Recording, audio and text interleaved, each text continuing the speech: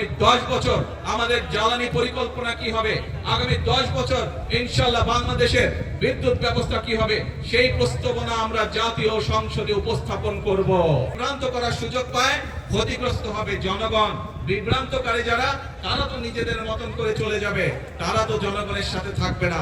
সেই জন্য প্রিয় ভাই বোনেরা, আজকে আমাদেরকে সিদ্ধান্ত নিতে হবে, আজকে বাংলাদেশের মানুষকে সিদ্ধান্ত নিতে হবে যে আমরা কি আমাদের দেশকে এগিয়ে নিয়ে যাব, নাকি আমরা ঝগড়া ফ্যাসাদে লিপ্ত থাকব, নাকি আমরা বিভ্রান্তকারীদের সাথে থাকব। এই ব্যাপারে আমাদেরকে সিদ্ধান্ত নিতে হবে।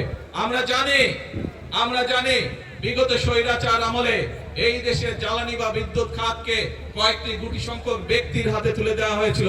তাদের স্বার্থ হাসিলের জন্য বিভিন্ন পরিকল্পনা গ্রহণ করা হয়েছিল, যা এই দেশের মানুষের পক্ষে নয়। খুব স্বাভাবিকভাবে সেই জ্বালানি ব্যবস্থা বা বিদ্যুৎ ব্যবস্থা, যেটি অপরিকল্পিতভাবে যেই ব্যবস্থা গুটি কয়েক মানুষকে সুবিধা দিয়েছিল, সেটি যদি জনগণের স্বার্থে সেই পরিকল্পনা করতে হয়, স্বাভাবিকভাবে কিছু সময়ের প্রয়োজন।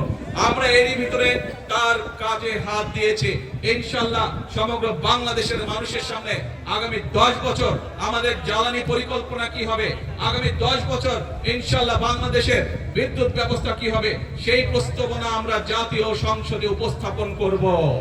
জাতীয় সংসদে উপস্থাপন করার মাধ্যমে আমরা পরিকল্পনাতে সেই কাজ আমরা শুরু করব, যাতে করে স্কুল কলেজ হোক, হাসপাতাল হোক, মিল কারখানা হোক, বাসা বাড়ি হোক, মানুষ ঠিকভাবে বিদ্যুৎ পেতে পারে। গাড়ি ঘোড়া সবকিছুতে, মোটরসাইকেল সবকিছুতে যাতে গ্যাস মানুষ ঠিকভাবে পেতে পারে, সেই পরিকল্পনা আমরা গ্রহণ করব।